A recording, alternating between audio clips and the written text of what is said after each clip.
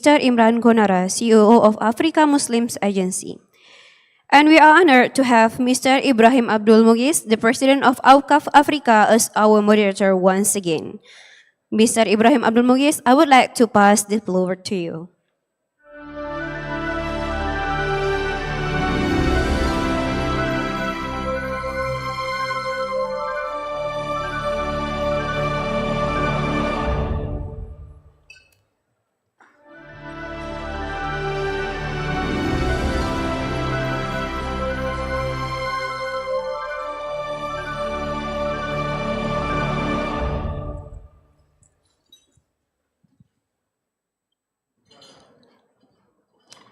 Assalamu alaikum wa rahmatullahi ta'ala wa barakatuh.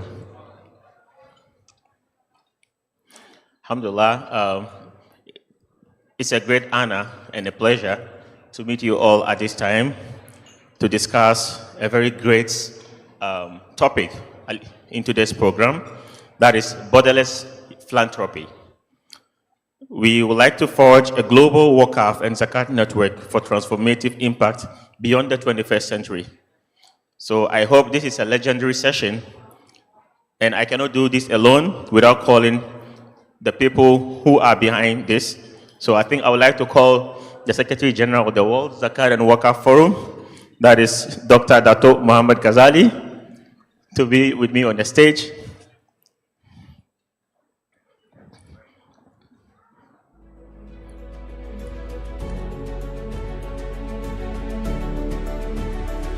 And also, I would like to call Mr. Mohammed Yusri Yusuf to also join us. Then I would like to call Prof. Dr. Wariono to also be with me. And last and the best, I would like to call Mr. Imran Chinara.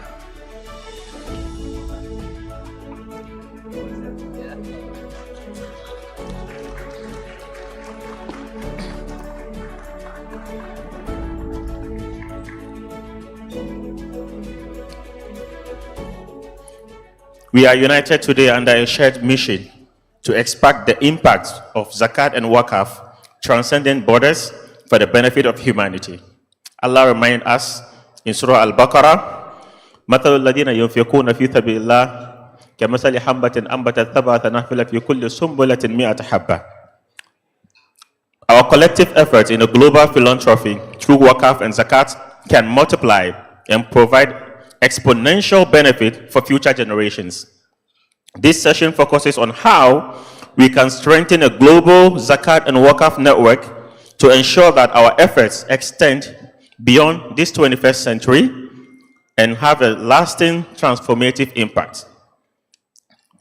Okay, to proceed, I would like to introduce my panelists. We have Dr. Muhammad Ghazali bin Mohammed Noor, the Secretary General of the World Zakat and Waqf Forum, and a veteran in global Waqf and Zakat governance with a significant experience leading international collaborations. We have Mr. Imran Chonara, Deputy Bosnia and Herzegovina, who has a wealth of experience in cross-cultural philanthropic efforts. We also have Prof. Wariono Abdul Ghafur, Director of Zakat and Waqf Empowerment from the Ministry of Religious Affairs. And we also have, last but not least, we also have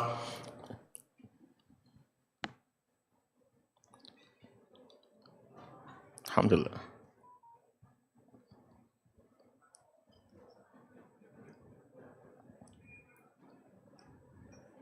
Sorry.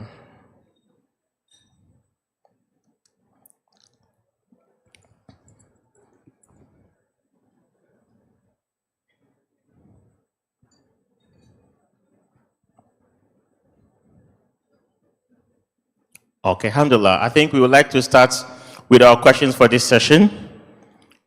Inshallah, our question is going to be so succinct because we don't have much time. We are about to use half of our time. So I will start my question to Dr. Muhammad Ghazali. So, Dr. Muhammad Ghazali, I know you have a vast experience when it comes to international philanthropy. in also how to create a borderless network. Because we know definitely when it comes to this network session, there is a lot of breakages between us. We have people from different countries having their own way of modernizing or creating zakat and waqf. So how do you think that we can be able to create a borderless network among all the zakat and waqf operations from around the world? Don, thank you for the opportunity to speak to you again for the 5th time probably. My question to all of you in the hall, there is a question for all of us to answer. Why? Because if you to ask whether it's transformative and universal, you have to start with a message. You don't start with the contract. Because contract is a question of what you want to do. You ask why you are here and what is your mission. When you talk about the experience of previous civilization, they had networks even beyond technology. For those who read history, how was the Muslim world connected? Many of us will think that all of you are tied only by a sense of logic and also sense of the words in the contract. Islam is not meant to be so. It starts with the soul. And today modern man suffers with soulless success. And you question yourself, why are we not together bounded? In fact, I would like to remind all of us, in the Quran, there is always a verse called put things on contract. Today, what do? You use the word whether we are smart. When you are smart, you are very shrewd. You are not spiritually bound. All good men who enters to do good, who have the ethical, moral foundation, has the premise of why you must do what is good. There's no sense of profiteering for its own sake. Profiteering is for and collaborate to do good for mankind. So we must not, I must warn all of you in this hall, do not bring secular materialism mindset to allow Islam to be so. They have all conquered all of you, and therefore we struggle how to, not even to trust each other. Because when you trust Allah, you cannot afford to cheat mankind. When your soul is dead, you can cheat mankind. When your mind is corrupt, you can cheat mankind. But more important, in this hall and beyond, is your nafs. It is nafsu that allows you to not to do goodness, because let me remind you in my talk in Balang, when we talk about waqf and development, there is a Western scientist who spoke about the environmental problem faces mankind, because he was talking about 30 years as a scientist and law from University of America. He said the problems of environmental in the world today are 3: selfishness, greed, and apathy. Science cannot answer this question. What he tell you? You must go for the spiritual and cultural transformation. This is the fundamental issue. If in my previous panel, you talk about how to think what you have, whether it's clear or not, you are using for your technical eye. You are using the robot to tell you what is good and what is bad. But the spiritual eye in this room and beyond, you must be able to see what is right and good, what has to be done. Therefore, when we talk about transformative, borderless, waqf network, we are guided by the higher order mission that we are here for what? That higher order mission will transcend all physical borders. Unless waqf is transformed to be not just a mere transactional exercise, it will act in futility. Because waqf has 2 worlds, this world and next world. When those who talk about waqf and zakat, just for this world, what do I get in order to be good? Then we have really destroyed our intention. Therefore, my answer to you, and all of you in this world, You must return back to be the revised or the revert Muslim who understood Allah's mandate to us, has his burden, has his mandate to us to take care of the world and the world between heaven and earth. Because he said, I have given the mandate to all the forces that he created, the trees, the mountains. They denied that role. It was men. Therefore, that is the highest order that we make the answer. We cannot have a technical answer because we will destroy ourselves because we are born by the technical, rational logic that has been coming from Western materialism or positivism. That's my critique of the question. Thank you. Thank you so much. I think the next question will go to Brother Yusri. Brother Yusri, my question to you is that I know you are a vast person. You have a whole lot of experience when it comes to legal matters in terms of having a borderless philanthropy. So I have a very simple question. I want to ask, how do we navigate cultural, legal, and also operational challenges in creating a global Waqf and Zakat network that respects both the local laws and also the local culture in context? Bismillah, Bismillahirrahmanirrahim. Thank you very much. I think first of all, Dr. Ghazali already putting something very overarching. What are the Waqf and also the Zakat as one of the very important Islamic social finance resources. Thank you for the question. I think it's quite a high-level question for me to answer that. Before I come into that, allow me to give some definition on the pyramid of the human intervention globally. It's very important for us to understand what's actually humanitarian versus philanthropy and development. These three pillars is very important in the sense how we can deal with the legal aspect as you mentioned, and also how we can build the business modality as a whole, and how also we can provide some funding for these three mechanics. Because as we all know, humanitarian basically, we are talking about immediate relief. So this is something that we need to understand as compared to philanthropy, which is a more medium term of intervention, which require more relief and also improvement, and also to provide certain level of social reform. And of course, coming from Islamic Development Bank, our core business actually is all about development. So when we talk about development, we're always looking at more on the infrastructure building and also human capital development, typically on the building, school, hospital, and doing some level of other public utilities projects here and there. So of course, when we talk about philanthropy, synergy with the Waqf and Zakat, so that requires a certain level of understanding on their nature of business. So again, so if we talk about Waqf and Zakat, where we are heading to as far as our resources is concerned. So Waqf, we are talking about 1 year, right? So it's just a very short-term kind of intervention. So where we want to classify this as far as our human intervention, of course, we're talking about humanitarian.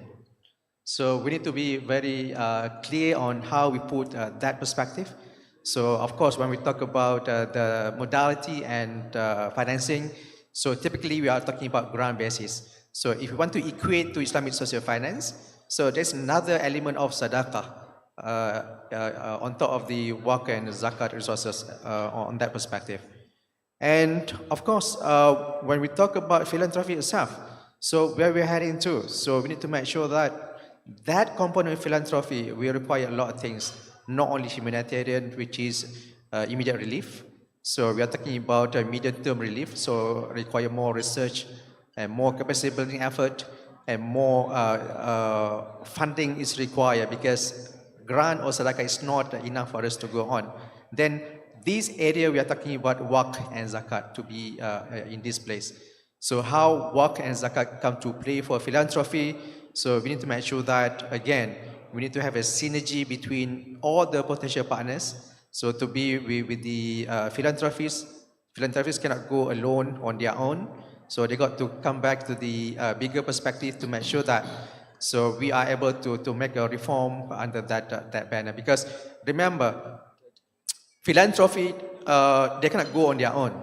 So I still remember when I attended the World Humanitarian Summit 2016 in Istanbul.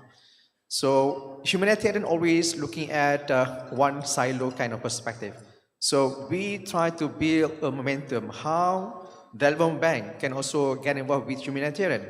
So at that point of time, so we realized that we need to collaborate under the banner of humanitarian development nexus activities. What is meant by nexus? We need to make sure that every intervention in our program, so short term and medium and long term need to come together. So long as we have that component, relief, immediate relief and development, we can see that more synergy come to play. And of course, how Waqf Zakat come to play, we need to structure in a way. If we want to mobilize resources, cash Waqf Ahli Sukuk, for instance, so that one obviously we are looking at more on the infrastructure building. If you talk about like a typical Waqf, then we are talking about just something about immediate relief, or even the philanthropy on the medium-term relief, so on and so forth. So these three mechanisms, as I mentioned here, is very important for us. So long as we understand this component, then we can understand what sort of modality we need to play, what sort of finance we need to deploy on the ground, and what sort of legal structure we need to be in place. Thank you very much. Thank you so much. I think the next question goes to Porforiono. We know that Indonesia has demonstrated significant progress in Zakat and Waqf empowerment through government involvement. So how can other countries replicate Indonesia's success in incorporating Zakat and Waqf into their national economic policies? And also, how do you see it fitting into a broader global network? Okay, thank you very much. Assalamualaikum warahmatullahi wabarakatuh. Before your question, I want to explain zakat and wakaf in Indonesian context. Next, zakat, overview zakat in Indonesia. In Indonesia, that BAZNAS, NUPZ BAZNAS, Amil Zakat, and Human Resources to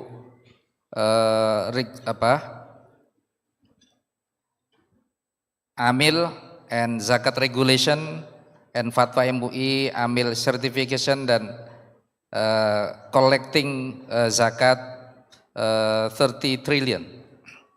Next, and wakaf in Indonesia, that BWI, Islamic Bank LKS PBU, lembaga keuangan syariah penerima wakaf uang, and cash wakaf Nadir.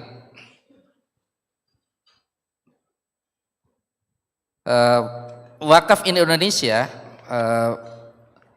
not only money, but wakaf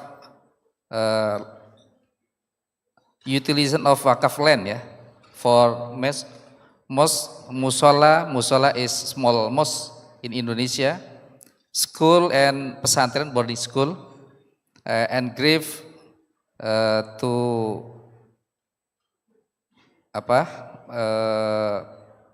rumah abadi, ya. Okay, in Indonesia from year to years growth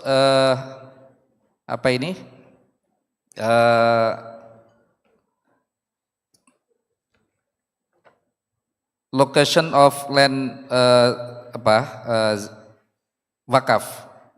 Total location is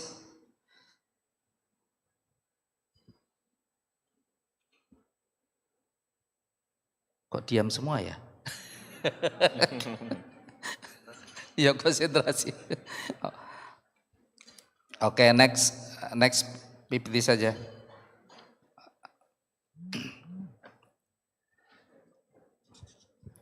Oke, I want to explain strategi collaboration Borderless Philanthropy, ya.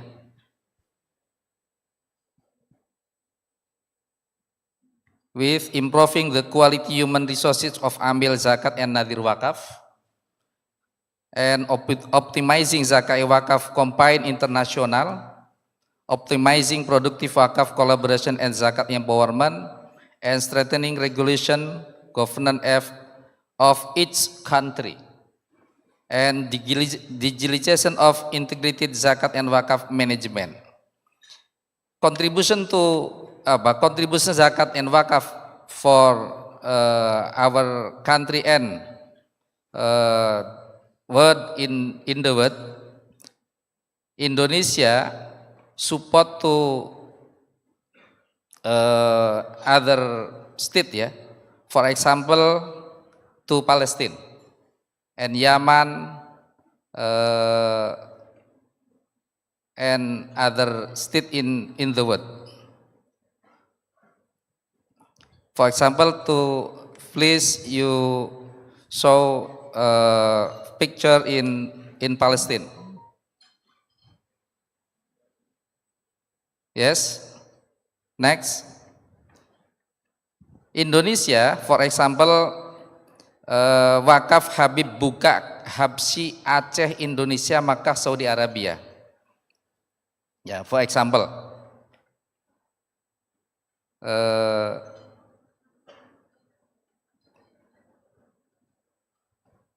The result of the Waqaf management are distributed to the congregation of the less real poor congregation and to students from Aceh and resident of Aceh descent in Mekah. Ya, itu adalah bentuk konkret ya dari bagaimana borderless-nya wakaf ya untuk masyarakat Indonesia dan juga masyarakat dunia. I think enough. Yeah, I understand. I think I would like to, Mr. Chunara, I think the question goes to you here. We are going to talk about philanthropic solutions, how to contribute to innovative solutions, in sectors, in countries where traditional systems dominate.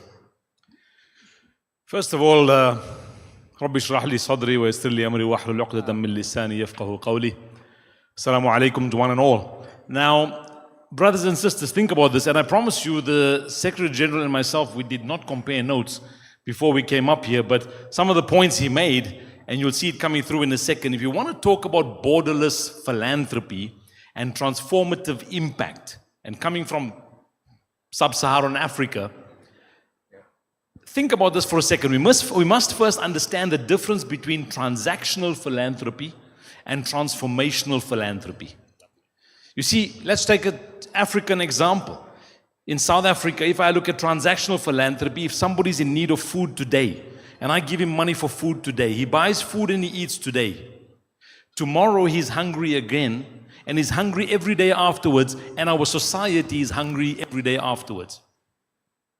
If I take that money and I put it into a system that develops projects that strengthens and grows and empowers him to the point where he grows and develops and becomes economically empowered so he can reinvest into the same system, thereby making it larger, now we have a society that thrives, not a society that's in need.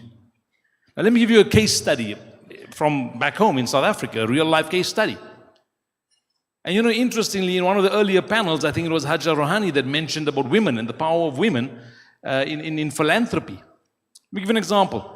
Over 30 years ago, a woman from another country, not South Africa, had a Waqf investment fund going on there, and her returns, she sent it to South Africa to build an orphanage in one of our poorer communities in the southern part of Johannesburg, called Al Furqan Islamic Center.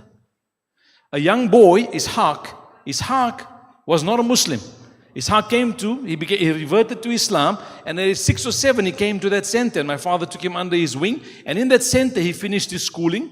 Afterwards, subsequent to that center has been built into a school, into agricultural projects. That continues now for decades.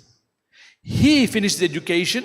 He went on to university in Tanzania, Zanzibar, did his Master of Education Islamic Studies, went on to International Islamic University of Malaysia, did his Masters in education there. So he did his Bachelor's in Tanzania and his Master's in Education in IIUM. Then he did his Master's in Psychology in IIUM, came back to South Africa, masters in clinical psychology. He's currently a psychologist in private. His whole village that he came from, because what happened was we changed the trajectory of his family's future forever. That's transformation. And he's one example of a multitude of children that went through the same situation. That's the power of zakah and waqf coming together to transform across borders. You heard that story from where it came right until where it ended up. It's incredible. And I always wonder, why was the first word revealed, Iqra? My mind works in mysterious ways. It could have been eat or drink, because that's what we need to survive, eat or drink. But Allah said, Iqra, read. So there must be a reason why reading was more important than eating and drinking. I'm not saying that's not important, don't get me wrong. But we must understand, for borderless philanthropy, we must understand the difference between transactional and transformational. Shukran. Thank you so much. I think our next question, now we are going to get deep down into deepening the conversation. It's going to be focusing on unifying global efforts and local impact. So this question goes to Dr. Muhammad Ghazali, being the leader of the World Zakat and Waqf Forum. I think this is going to be a question that will make you give a message to everybody. So the role of the international organization like the WZWF in facilitating cross-border collaborations. So how do you envision the role of technology and data, at least in making sure we are able to streamline proper global collaborations? Let me continue what I mentioned to you. All of us today, when we follow the contemporary worldview, there are two words. The two are my right and my responsibilities. But Islam has two words which all of you and most of us forget. The word is called duty and obligation. And that, my dear brothers and sisters, are the virtuous deeds. Allah commands you to take care of His affairs and do it because of His virtuous deeds. And virtuous deeds always is doing for others, for God, and for nature. And that is a message lost in this room and lost all over the world. And the destruction of the world against nature and man, because we are taught not to remember. In our creation, there is that maker who tells you and any human being to think, aren't you indebted to me? We have an indebt to Allah subhanahu wa ta'ala for what you are today. You are not just a simple element of atom. You are created in His image with all the 99 Husna, and you have to realize that fullization, because Allah tells you that you can be higher than the angels and you can be below the animals. Today, modern men are very animalistic in their pursuit of happiness and success. So what IDB, my dear brother is here from IDB, we have a scholarship program that was fully thought how we create already a network of deprived Muslims across the Muslim communities around the world. It is called the scholarship program. When I took the program, it's not just a technical program. Actually, it was a latent program to build the next generation of Muslims who had the stature and the status to defend Islam only in the land, because their greatness is based on knowledge and professionalism and buttressed by ethical moral values. They are asked to return back their money. The IDB have now more than 15,000 students, scholars in science and technology. They are asked to build their own Socrates trust. And today, if I may tell them, because we have a motto to all of them to remember, to be a committed Muslim and a competent professional. It's not just mere believing. You must be virtuous, as what Muhammad Asad talks about in Al-Baqarah 125. Therefore, in order to realize this network through technology, because the barakah of this technology is instantaneous. Distance are gone. Time is limitless. Space becomes short. You are joined by the miracle of how Allah told you in the story of the Prophet Sulaiman bringing the throne of the Queen of Balkis. What he said in the Quran? I bring the throne even before the split of your eye. And many of us don't read the Quran. And that is not that timeless. This is not, actually. Because you have time. But Allah tells, I bring, and the queen didn't realize how fast. But it was the jinn, the good jinn, that do it. So today we're not talking about jinns. We're talking about men who are virtuous. And because of the virtuosity of their conduct, they know what to do which Allah has given you today beyond any imagination. But the cosmos of His creation has to be understood that any nation, any community, when you travel today, you are in Jakarta. Imagine, my dear brothers, if death comes you tomorrow, we are reminded to remember death every moment. And I did tell to my friend, most of us will forget verses Quran 63:10, when Allah says, whether a believer man going to die, he asks Allah for postponement of his time and say, oh Allah, give me time to do good deeds. Because he saw what Allah shows, the criteria index. And yesterday, the Honorable Minister of Religion of Indonesia mentioned, to repeat to you during his press conference, in the time of the Prophet, the word was sadaqah. Every moment is sadaqah. Why? Because Allah gives His mercy to you. And Allah says, man, verily men ungrateful. So you cannot see Waqf Zakat as a transactional deed. It is a spiritual deed.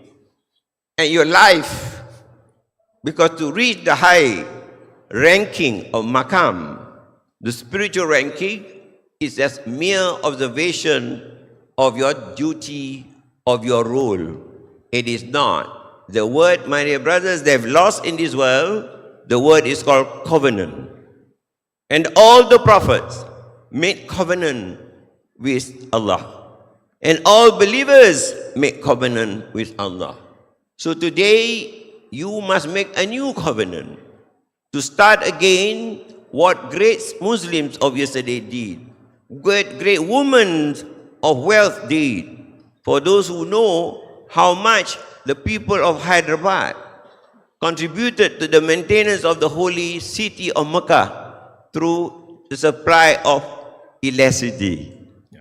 Today you are waiting, but they did not wait for technology. That's the point. They waited because their technology as a medium of transmission was spirituality. How many of you in this hall understood why great theologians or great wise people has been given the spiritual eye to see what is beyond the al-ghaib by His mercy and grace? But modern men today are blind. They didn't understand when you recite Al-Fatiha, you believe in Al-Ghaib, you take something mystery. No. It is called mysticism because you struggle to find Him. And He says, I'm nearer to you. But in order to do what we want to do today, it cannot become a legal technical contract.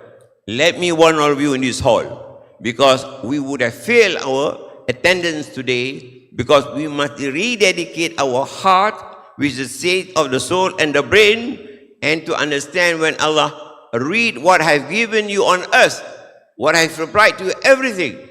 And therefore you must repay back your debt to Allah. And repaying the back is the instrument through the Waqf and Zakat and other means of charity that Allah have mentioned or in the Prophet's practices early. So I urge all of you, do not make this exercise another academic paper exercise. Thank you. Thank you so much. I think it's a great message, a very mystic one.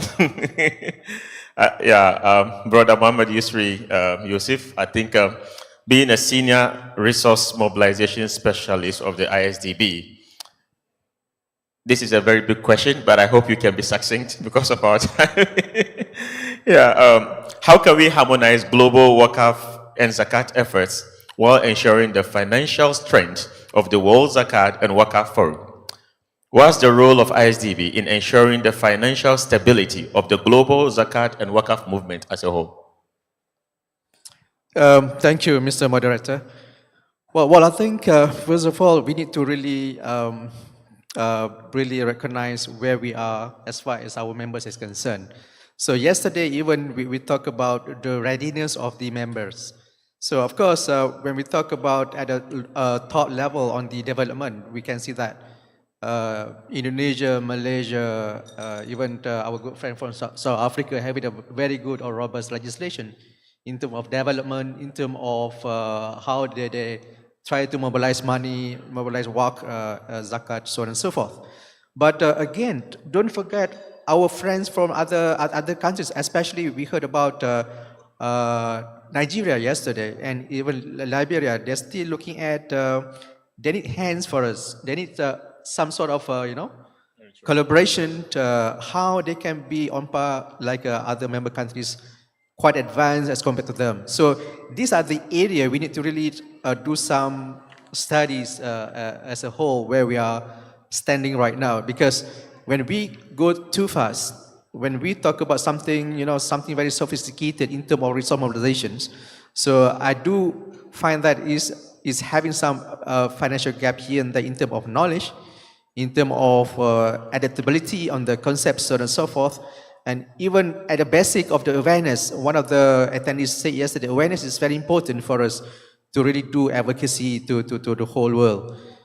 And when we talk about something, resources, again, we can't run away from the cross-border financial instrument and projects. Because we know for the fact, when we talk about Zakat, not so many countries having the privilege to provide their funding to do cross-border transaction. But I know for the fact Kuwait and Indonesia having that so-called flexibility in terms of utilization of Zakat to other countries. So this is a very good kind of intervention so that we can bridge the gap as far as the funding mobilization is concerned. So these are the things we need to do some research so that we can have more equilibrium between all the 43 member countries, I would say. So this is a big organization, even though they are not really coming from a country that really represent countries, but most of them are actually representing communities. But of course, communities playing a very crucial role as far as Zakat and Waqf is concerned. So the mobilization actually not only coming from the top. So when we talk about Zakat and Waqf, so community playing very crucial role. How these people can come back to the upper level and provide their needs so that we can do something very innovative, very transformative, as Imran said, so that we can go something beyond the ordinary. So this is very important. The third point, probably I can touch a little bit, Mr. Moderator, on the impactful delivery, which is very important because we can spend billions. So for the past years, based on studies for humanitarian, for example, so United Nations has been pouring money, billions in certain countries for humanitarian or on their work. But they realize that, so there's no impact to that. So that's why we heard a lot of things lately regarding the impactful intervention. So long as we can go along that line, I do believe whatever we try to put our endeavors through zakat and waqf, by putting impactful intervention as our frontliner to our intervention, so we can see that we see the project is more relevant to the society at large. So I think that's my input for the time. Thank you. Thank you so much. I think let's go on government policies and supports. So I think for Foriano, how can governments from all around the world create a conducive policies for Waqf and Zakat that align with global standards while addressing local economic challenges? I'm sorry, I asked with Indonesia. Yeah, actually, we want to learn from the lessons from Indonesia. So the lessons that you've gained from Indonesia, maybe you can share with the world so they can be able also to replicate what you did from around the world to other countries. The challenges that you faced, at least dealing with the government in making policies in relating to Zakat and Waqf. Ya, thank you moderator. Bapak Ibu, terima kasih.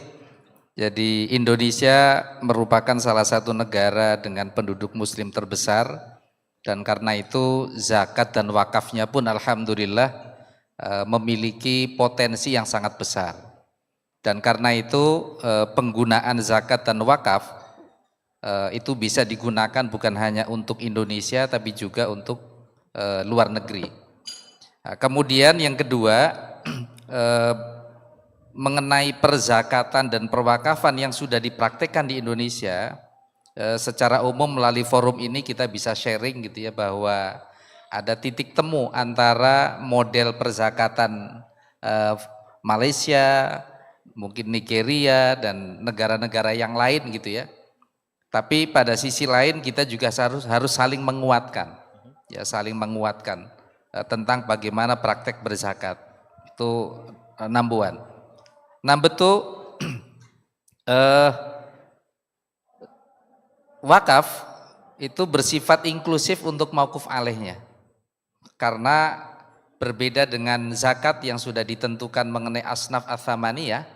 Untuk wakaf itu sangat terbuka sehingga kemudian baik zakat maupun wakaf sebenarnya punya orientasi menyelamatkan manusia. Di mana ada tragedi kemanusiaan, maka disitulah hadir bagaimana zakat dan juga wakaf dimanapun tragedi itu ada. Thank you. Thank you so much. A very succinct one. I think we have to go to Mr. Imran Chinora. Very simple, as I think we are running out of time. So I think this has to do with definitely global zakat and wakaf network. And we're going to talk about the transfer of narratives from charity to empowerment. Most of the times we believe Zakat and Waqf is an organization that tends to be seeking funds to help people. So how do we transform that narrative, make a paradigm in changing from seeking funds to empowerment? Well, first of all, I think that's a good question. And, I'm going to talk on an African perspective again just in a couple of minutes, because I think we forget that Africa, we have some unique challenges. Now, it's challenges in most countries around the world. But if you understand Africa, you understand that if we're going to develop Africa, do you know that almost all the girl children in villages in Africa get taken out of school first to get sent to fetch water every single day if there's no water in a village? Yeah. So you're not educating 50% of the population, if you take it that way.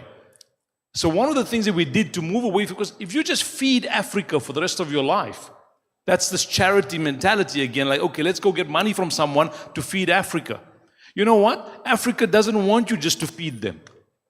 That's an insult to Africa. Africa wants to be empowered. There's incredible power in Africa, actually.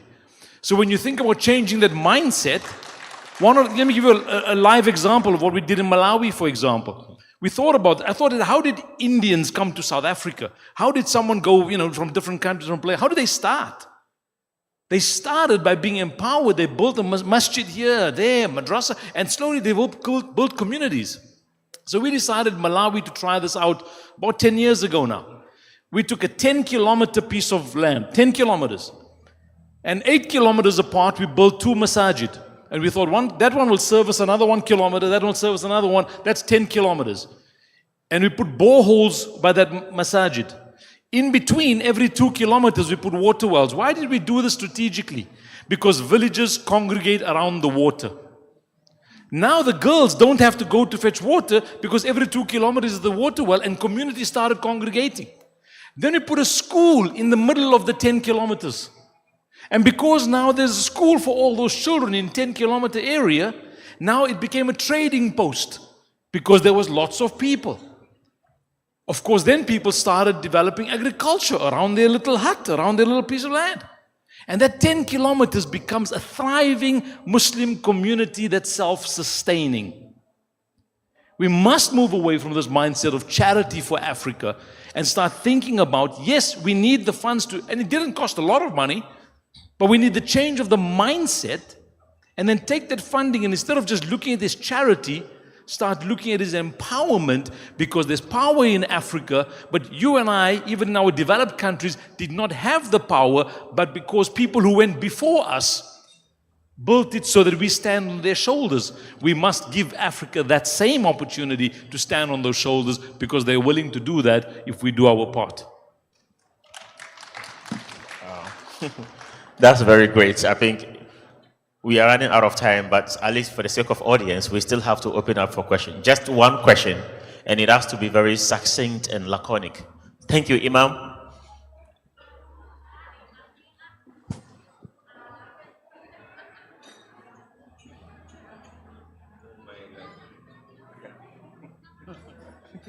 Assalamu alaikum.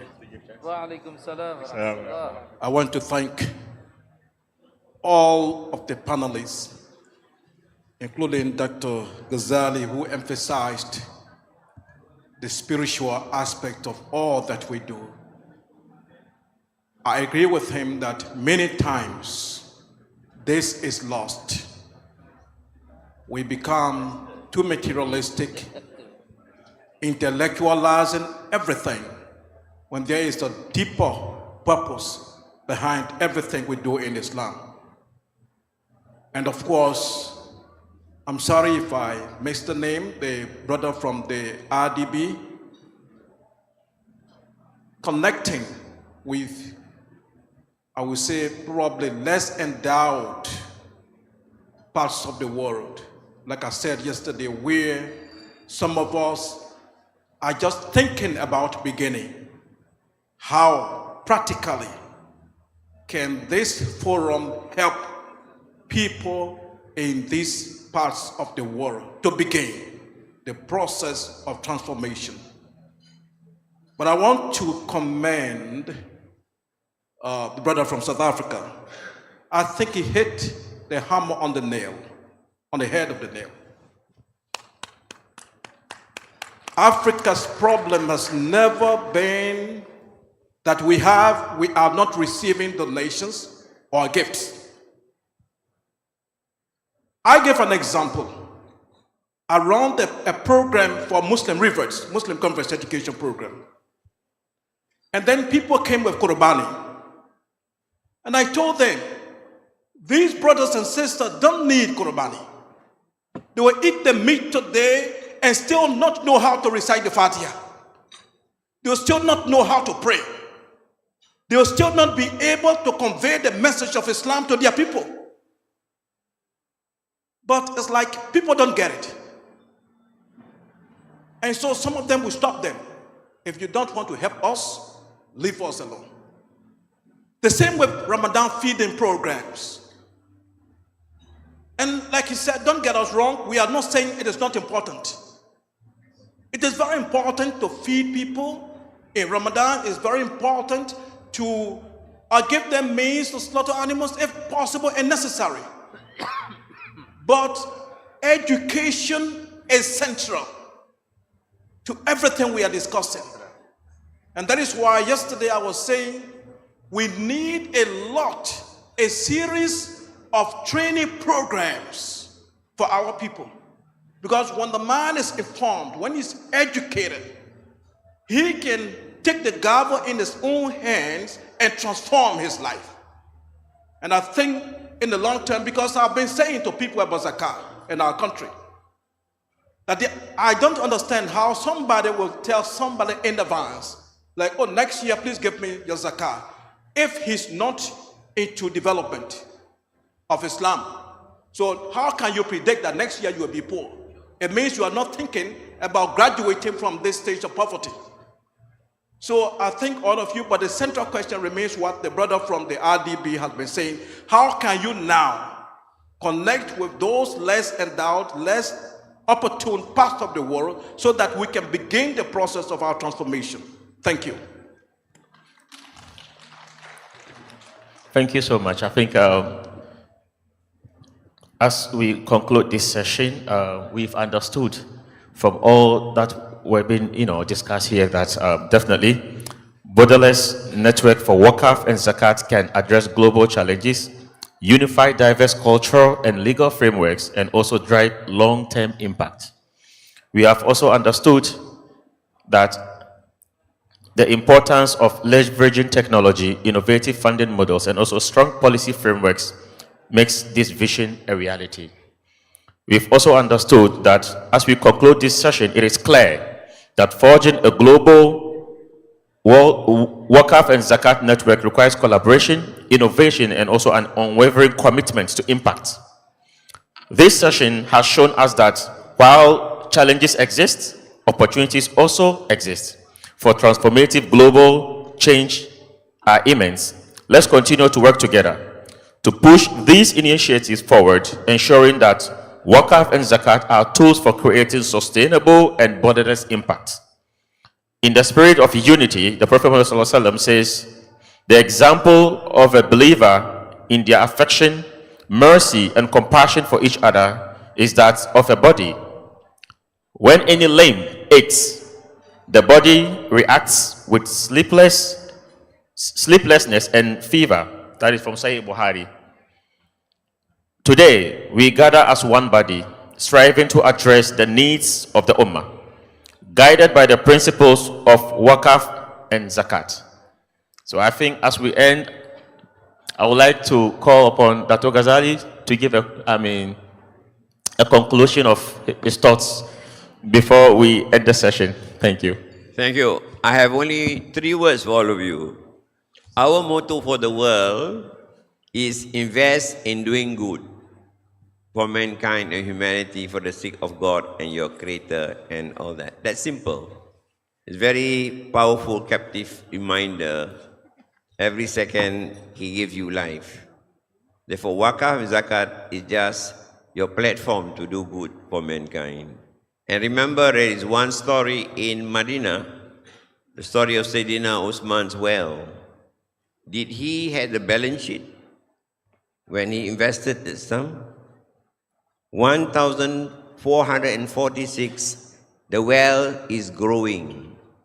Was it the effort of man? Modern accounting doesn't have a company of that nature. But that country, that business decision to provide water for the Muslims in Medina then was in the control of the business community. We stood the test of time, and today is a living testimony. If you do for Him, He shall protect it for Him, for mankind. Not for the company, not for the worker, neither for the owner. It is timeless investment because that will go to your akhirat balance sheet. Thank you. Okay, I think, Prof. Warrior, maybe you also need to say your final words. Thank you. Conclusion from discussion Zakat and Waqf. Yadullu ala anna az-zakah wal waqf adawatun yu'aliju ba'du ma'alajadin qadir al-iqtisadi at-tamkinil faqri wa ilhahal qadaya akthar minal bi'ah as-sahiha ar-ri'ayah at-ta'lim wal manatik faqat. Shukran jazilan. Alhamdulillah. Thank you. Brother Yusri, maybe you have a message to give the panel. Yeah, I think I like to have this term called solidarity. So I call for the spirit of solidarity among us. So bring the big brothers, try to help out the little brother to grow. Because at the end of the day, to have this to happen, so we need to have resources. So of course, resources is very important. So whoever having the access on Waqf Zakat in their own country, please provide certain level of commitment and try to galvanize all these members. And again, I'm totally agree. By having that opportunity on the resources, we can have more training, more capacity building, inshallah. So these are the things probably we can really grow together in long term as far as development is concerned. Thank you. Thank you so much. Okay, Mr. Chinoro, I think we would like to conclude with you. Well, just 1 minute and let's wrap this up. It's first of all, I remember words that my father taught me. He said networking and partnership. So it comes down to collaboration. There's an African proverb that says, and somebody mentioned it yesterday, if you want to go fast, you go alone. But if you want to go far, you go together. And that's really important. We want to go far for the long term. Then remember, the second part to this is that as Muslims, we are not called to think small. We must think big. We must plan big. We must plan long term. It's important because we believe in the true religion. It's incredible. Why should we think small? And I want to leave you with this verse. When you get nervous to think big and nervous to invest in waqf projects, وَمَنْ يَتَّقِ اللَّهَ يَجْعَلْ لَهُ مَخْرَجًا وَيَرْزُقْهُ مِنْ حَيْثُ لَا يَحْتَسِبُ. وَمَنْ يَتَّقِ اللَّهَ, for those who are God-fearing, يَجْعَلْ لَهُ مَخْرَجًا, Allah will open a way. وَيَرْزُقْهُ مِنْ حَيْثُ لَا يَحْتَسِبُ, and He'll give you provision from places you never imagined. Now when our Creator says you get provision from places you never imagined, it means from place you never imagined. I'll leave you with those thoughts. Shukran. Thank you so much. Thank you so much. I think I will give a heartfelt thank you to you, our distinguished panelists, for these invaluable insights. The discussion we've had today are a step forward in our journey towards building a truly global Waqf and Zakat network.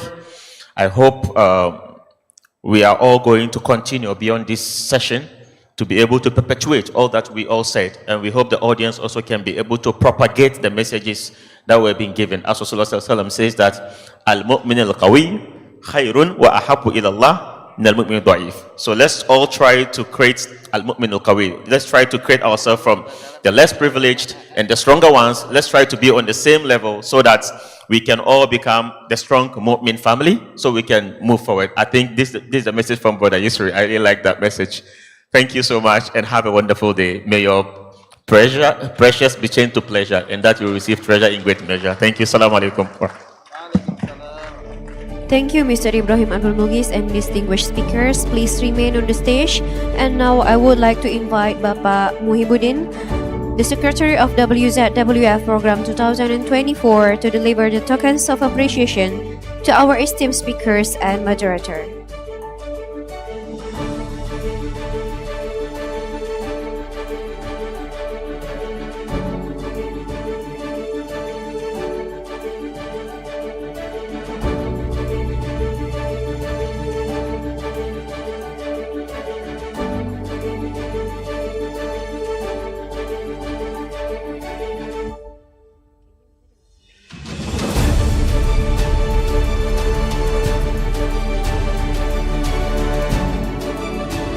Okay, please, for our photographer team, we can have the photo station start from 1, 2, 3. Once more, 1, 2, 3. Thank you, gentlemen. You may return to your seats.